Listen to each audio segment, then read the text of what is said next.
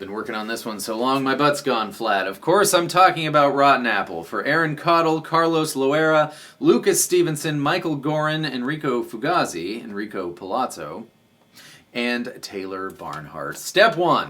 Detune your guitar. All the strings go down 1/2 step. After all, it is an Alice in Chains song. So you have E flat, A flat, D flat, G flat, B flat, and E flat. I've done a video on how to do that. If you don't know how to do that, the link will be in the description. Okay, step 2. Jerry's noodling away in E minor for the intro. That's your 12, 15, 12, 14, 12, 14, 12, 14, 12, 15, 12, 15 is the pentatonic. Do your thing, because I'm guessing that even if you're holding a guitar in your hand, which I'm guessing you are, you want to play along to the bass line, which is just awesome. So hammer on to D2 from open and pluck it once more. So open 2-2. Then reach for G4, and then D goes 2 open, and then you make a little mini chord here by putting your pointer finger on G2, and you're going to strum just those 2 strings. So open 2-2, G4, D2 open, little mini chord with open D, G2. And that is the stem. It does that the first time, and then the second time it does that, and then does something else too, of course. Second time starts the same. But now we're going to continue along to do G4 to open as a pull-off, and then D, open 2-4 as hammer-ons, if you like. You can pluck it if you want, that's okay. And then open 2 on the G string. So, G4 to open, D open 2-4, G open 2. All together, that sounds like... And all together, that sounds like...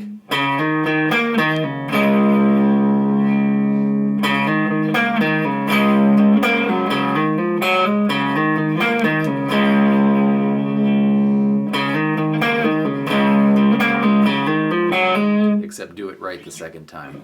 There we go, like that.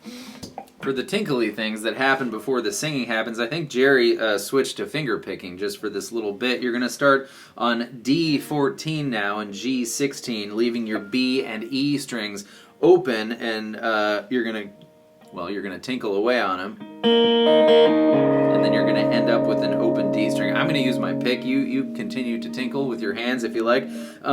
But pluck down D, G, B, and then up from E, E, B, G, open D. So.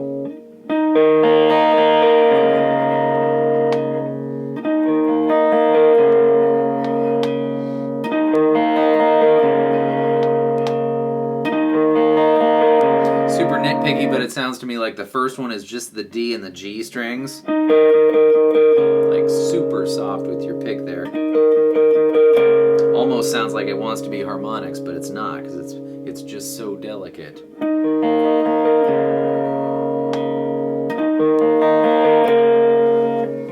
For the verse, you're going to take a regular old E minor chord and you're going to add to it the B string 3rd fret and the E string 3rd fret, which will start to remind you of a regular old G chord, but it's not a regular old G chord or a G chord of any kind. When you add a D note, that's the B string 3rd fret, to an E minor, you get an E minor 7, which you may have played before as just the one finger on the A string 2nd fret, revealing that open D string. So the D note is what makes E minor 7, E minor 7. So adding another G, which is that E3, doesn't change the E minorness of this chord because we have an open G string in our E minor chord as well. So here you go, yet another way to play E minor 7, and give it like 2 little plucks, and then a strum up or down, or whichever way you want, but just so you get those high notes. And then a regular old D. Followed by, it's the same thing, but he tries to mimic the, with the D chord, and he goes sus4, so pinky on E3, pull off to regular, pluck the B string, open 2 on the E string, B, G, B, Gs.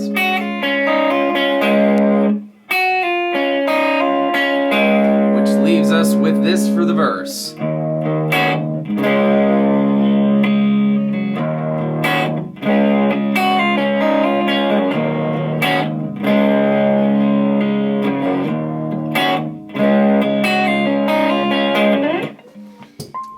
chorus is lending itself to utmost confusion because more recent Jerry plays E minor instead of E major, but it's definitely E major on the record, so I'm going to go with E major. And then he goes to either a C9 chord, which is going to be on the A string 3, 2, 3, 3, but my problem with the C9 chord is I really hear that high G note, which makes it a C7 chord, just played in a different way from which you usually play C7. So starting on the A string, 3, 2, 3, we don't want to hear anything out of the B string, and then 3 on the baby E string.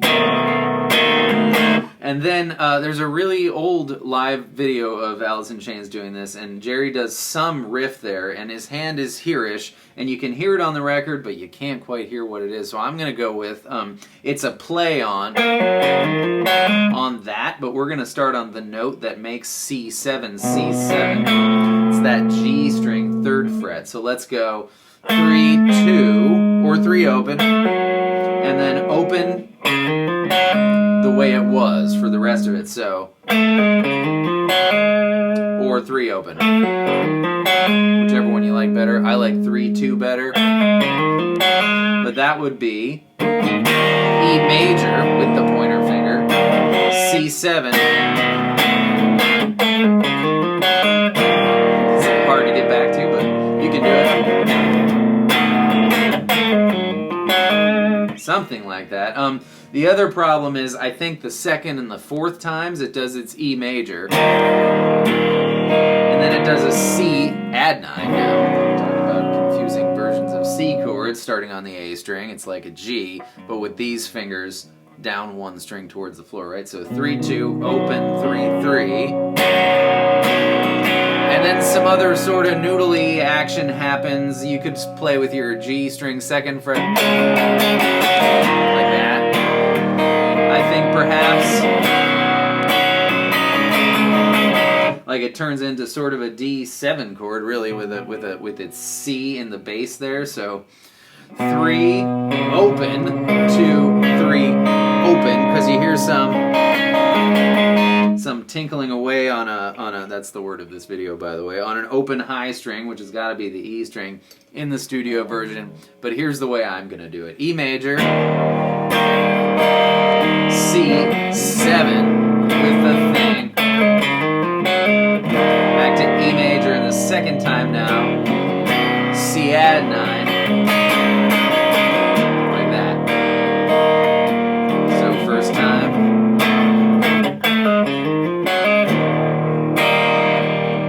2nd time,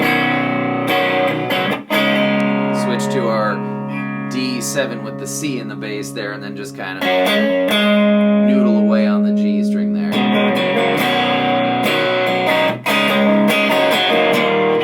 But yeah, I'm going to call that open to interpretation because it has changed over the years. Pick your favorite.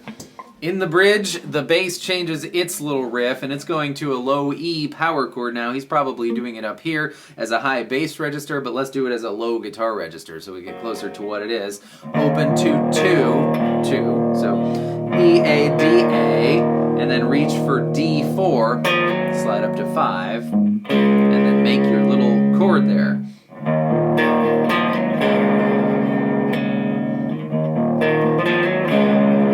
While Jerry does really cool harmonics, and they are on the B string 7th fret. Now when you do a harmonic, don't put your finger in the fret, put it right over the metal bar that is the end of the fret in question. So the 7th fret here, B7 and E5, followed by G7 and B5, followed by D7 and G5, are you noticing a pattern? A7, D5, and then E7, A5. Now the really weird thing is I was watching videos of Jerry doing this, and for some reason when he plays his B harmonic, and he's definitely got his fingers here on the E string 7th fret, his B harmonic makes an octave higher harmonic. Maybe he's got his amps, plural, amps cranked so high he can just soar to all new heights than we can. But for us mortals, 7/5, moving down the string pairs.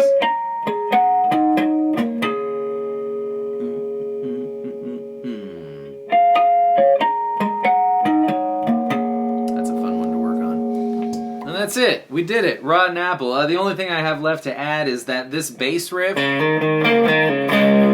is the chord progression of the verse. You know, the bass keeps doing it in the verse, so that makes sense. Of E minor 7D. So if just if you're in like a coffee shop duo and you want to do this song, popular coffee shop choice, you could have one guitar playing the E minor D thing while the other guy did the